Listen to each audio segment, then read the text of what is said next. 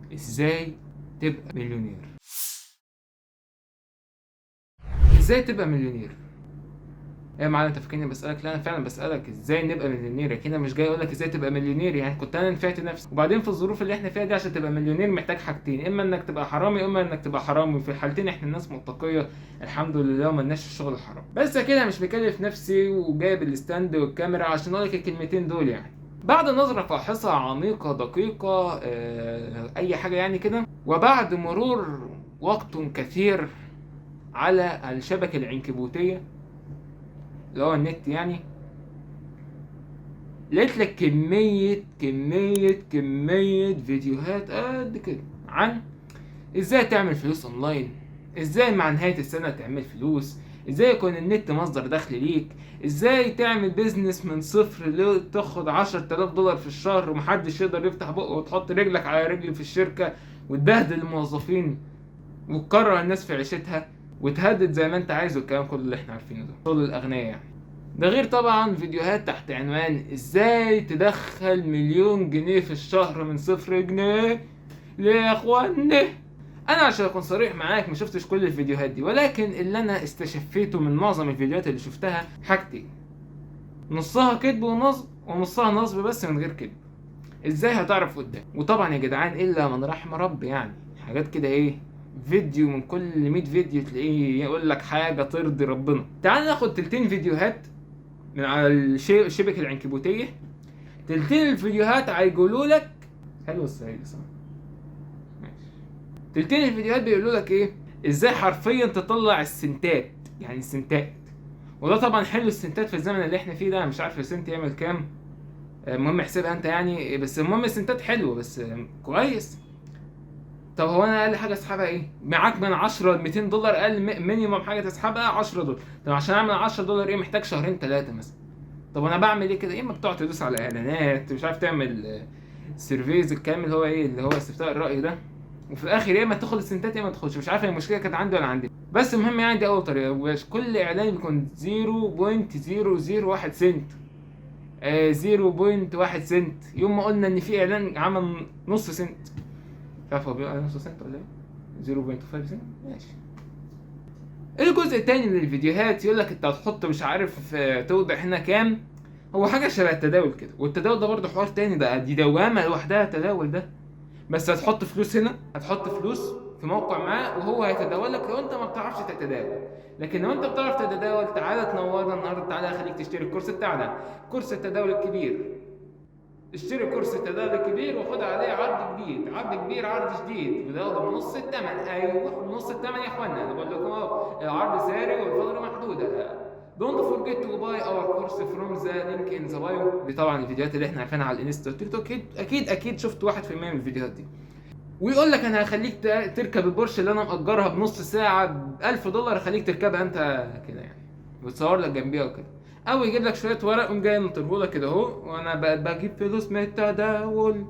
المهم ان فكره التداول دي بالنسبه لحرمانيه التداول، فانا ما اعرفش حكم التداول بصراحه ايه عشان ايه ما كنتش يعني بكذب وبفتي وبهبد اكتر من الهبد اللي احنا بنهبده. يعني احنا عندنا الدين نيجي نهبد ستوب.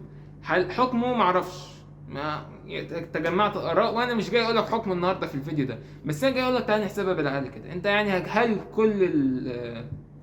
كل عمليات الربح اللي انت هتعملها وكل العمليات اللي انت هتشتري كده، هل انت متاكد انك انت كل مره هتكسب؟ بالعكس انت ممكن تخسر فلوسك في اول مره على طول. وفي ناس كتير جدا اتكلمت عن حوار النصب بتاع التداول ده يعني، فمش هاجي انا اللي اكلمك فيها. دي بقى اللي هو النصب بس، او النصب والكذب، يعني هم درجه تحت الحاجتين دول، يا نصب وكذب بس كده. لان هو انا يعني هي ممكن مره واحده بس يكسب فيها ومره تانية يخسر ب10 مره كسبت فيها، اللي هو حوار معقد شويه. انت فاهم حاجه؟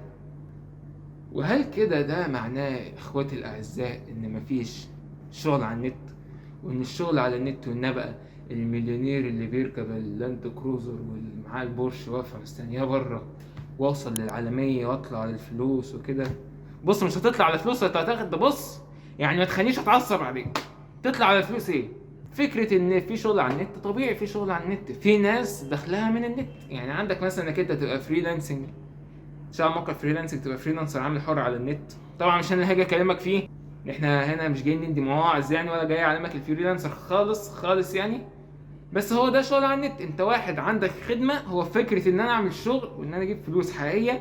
انا عندي مهاره، وواحد طالب خدمه، انا بعمل له الخدمه دي بالمهاره بتاعتي، باخد مقابلها. لكن ان انا اقعد ادوس لي على لينكات واعلانات وحمل لعب ومش عارف املى سيرفي، الكلام ده كله ايه يعني؟ اي هطل في العبط يعني، شغل يعني. ولا ده ينفع يجيب لك يخليك تبقى مليونير يعني، بص، ولا ده اللي هيدخلك $15 في الساعه. طب انت عايز تتعلم الفريلانسنج والعمليه بدات تزهزه في دماغك، انا عارف، وانا هعرفك ازاي تتعلم فريلانسنج. طبعا انا بشتغل مش هعرفك، لان مش انا اللي هاجي اعلمك برضه ازاي تبقى فريلانسر. ندي لكل واحد حقه في المجال. في ناس كبيره جدا في المجال ده بتعلمك ازاي تتعلم، روح اتعلم الفكره بتاعت الفريلانسنج وتعلم لك مهاره اعملها، خد منها فلوس. لكن انا يا ابني اللي هاجي اعلمك الفريلانسنج يا حبيبي، كنت علمتني انا يا ابني. حتى برضه مش دايما شغل النت يخليك مليونير يعني. في ناس بتاخد شغل النت ده حاجه اللي هو ايه، حاجه دخل اضافي كده، حاجه يعني استفاده من الوقت الضائع كده يعني، لكن مش شغلانه اساسيه. وبعدين انت عايز تبقى زي مليونير وبتطمح انك تبقى مليونير بالمرتب بتاعك ده. احنا لو خمنا مثلا انك انت هتاخد 2000 جنيه، وطبعا انا مش فاشل في العمليات الحسابيه، حتى مش كاتبها في السكريبت يعني، فايه ممكن لو انا عملتها في المونتاج هتلاقي انا كده العمليه الحسابيه كلها انت بتاخد 2000 شيل منهم مش عارف. المهم يعني ما هو هصفصف على كام، انا ما اعرفش كمان هصفصف على كام يعني. انما بس عايزك تحسب انت كده دنيتك وشوف هتبقى مليونير بعد قد ايه. اللي هو في الغالب مثلا عشان توصل لاول مليون محتاج مثلا تقعد 40 سنه 30 سنه، إيه حاجه بتلعب في الرينج ده كده. ده طبعا لو شلت الاساسيات. فانا اضمن لسعادتك المليون لو انت اشتغلت وكده في علم الغيب برضه، مش ضراني. طبعا يا شباب محدش ياخد الكلام ده يعني، احنا بنهزر هنا، جايين نهزر. لكل مجتهد النصيب، واسعى واشتغل وربنا هيوفقك بعدين. وكل واحد ممكن يبقى مليونير في المجال بتاعه، بس لو ركز في المجال بتاعه وبطل هبد في المجالات التانية زي اللي احنا بنعمله كده. اي حاجة بعون الله راشقين فيها. بس ما تنساش انت بس تشترك لو لسه ما اشتركتش، تشير لو لسه ما اشتركتش، تلايك لو لسه ما عملتش لايك، وتكتب لنا كومنت حلو زي كده ايه في الكومنتات. نراكم في جمعة جديدة يا اخوان. السلام عليكم.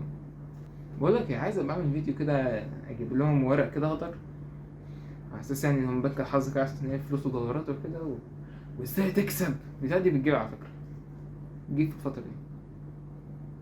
انا مش لاقي اكل، ماشي، خصم من مرتبك شهر. انت اصلا مش هتشتغل مره واحده، امشي يا